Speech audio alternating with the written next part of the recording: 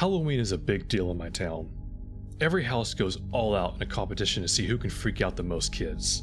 Luckily for us, they also compete to see who can give out the best candy. It's pretty great. And this year, my friends and I were finally old enough to go trick-or-treating alone. I spent all day getting ready with my friends, Ashley and Sherry.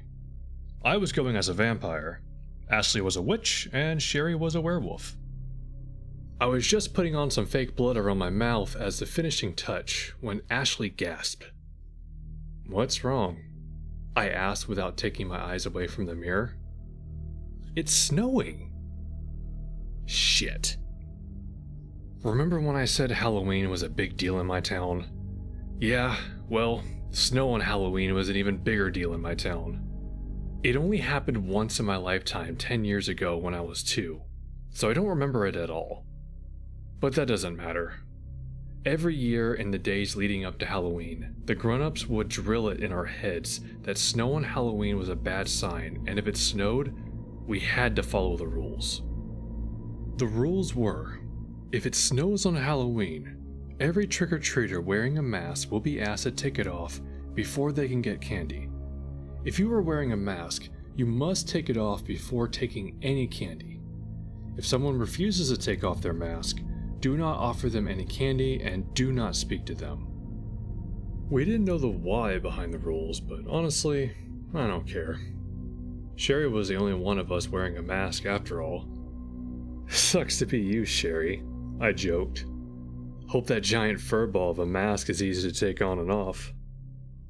"Yeah, Cher, Michaela and I are going to leave you behind if you aren't fast enough," Ashley said with a laugh.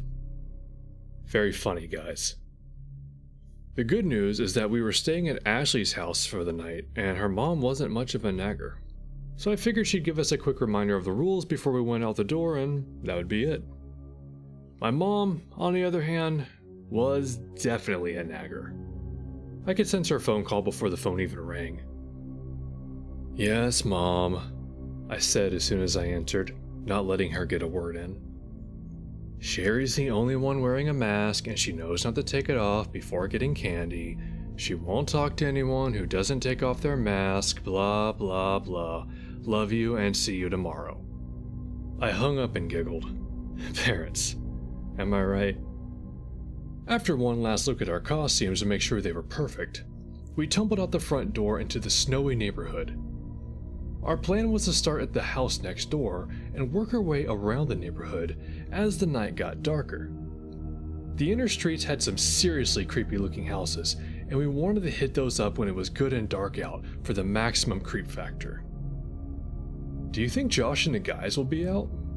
Ashley asked as we headed up the walkway to the nearest house. She had an obvious crush on Josh, but swore up and down she didn't. "No idea, Ash," I said as I rang the doorbell. "Trick or treat." As the night went on, Sherry got pretty quick at ripping her mask off her head the second she was asked. I have to give it to her, because she put it back on every time.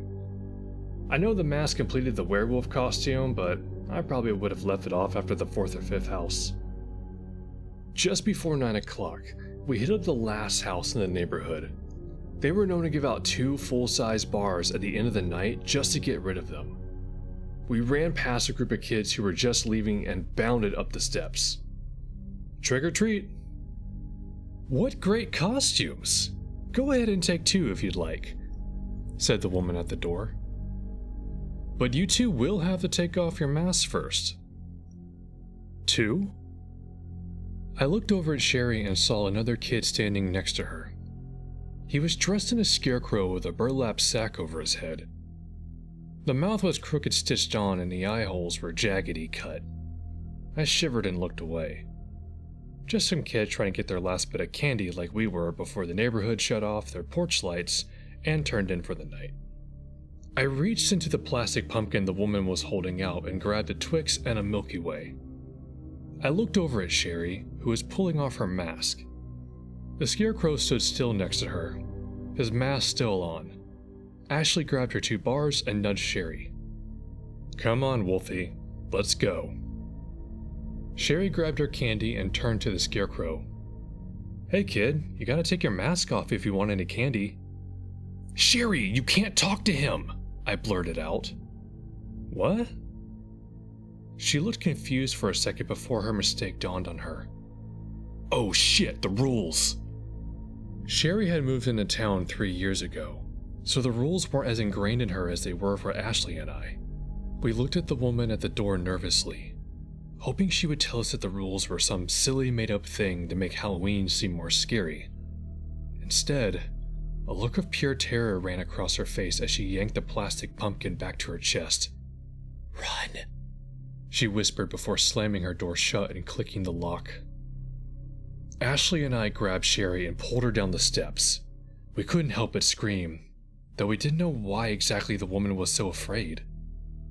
As we rounded the corner of the sidewalk, I turned to look behind us. I let out a shriek when my eye met the jagged, empty holes of the Scarecrow's mask. He was right behind us. "Faster!" I yelled, pulling out my friend's hand as I sprinted down the sidewalk towards Ashley's house. If we could just make it inside, we'd be safe from whatever this thing chasing us was. Over the ragged gasp of our breath as we ran, I heard the sound of straw rubbing together as the Scarecrow gained on us. Finally, I saw the illuminated porch light of Ashley's house. The 3 of us sprinted up the front steps faster than we'd ever dreamed of running in gym class. Ashley reached the doorknob and froze. It was locked. She fumbled for a key as Shirley and I pounded on the door for her mom to open up. I could hear the rustling sound of the Scarecrow getting louder. Just when I thought my heart would beat straight out of my chest, Ashley swung the door open and pulled us inside. She slammed the door shut and locked it before turning the porch light off. As we collapsed to the floor, gasping for air, my eyes turned to the side table by the door. On it was a piece of notebook paper. I picked it up and read it quickly before crumbling it up. "Your mom got a call for an emergency shift at the hospital, Ash. We're alone." Before Ash could respond, there was a loud bang at the front door. The Scarecrow was here, and it was mad. "We have to barricade the door," I said, standing up and grabbing the side table. Ashley got up and grabbed the other side of the table so we could move it up against the door, while Sherry dragged the chair from the living room. Something hit the window above us as the front door rattled at the same time. "Is there more than one of them?" Sherry asked. "No idea, but we need to get away from these doors now," I said as I scrambled for the staircase. I figured being off the ground floor was the safest. We ran into Ashley's room, pushing her desk up against the door. I was pretty sure the Scarecrow outside was no ordinary kid, and I didn't want to find out what would happen if it got us. "Guys, I'm so sorry," Sherry said through choked sobs. "I didn't even think. I just thought it was just some dumb kid, and I..." "It's okay, Cher. We're going to be okay." All 3 of us shrieked in unison as Ashley's bedroom window shook from the force of being hit. I turned and looked and saw those jagged, empty eye holes pressed up against the window. "How did it get up here?" Ashley screamed. "I don't know, but we need to hide," I said. "Follow me." I ran to the closet and ushered them inside, closing the door tight behind us. We hurled together behind Ashley's hanging clothes, our backs pressed up as far against the closet wall as we could. The angry banging on Ashley's window continued. I braced myself for the sound of the window shattering from the force of the Scarecrow's blows, but instead, another bang sound came from the door to Ashley's bedroom.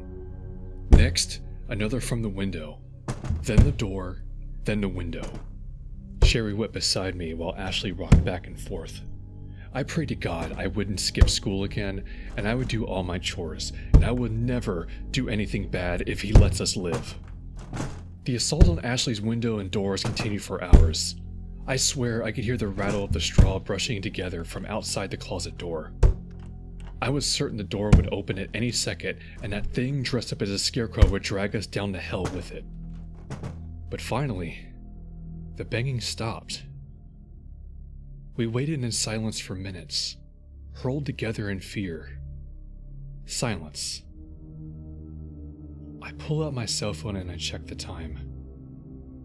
12:05 a.m. November 1st. We made it.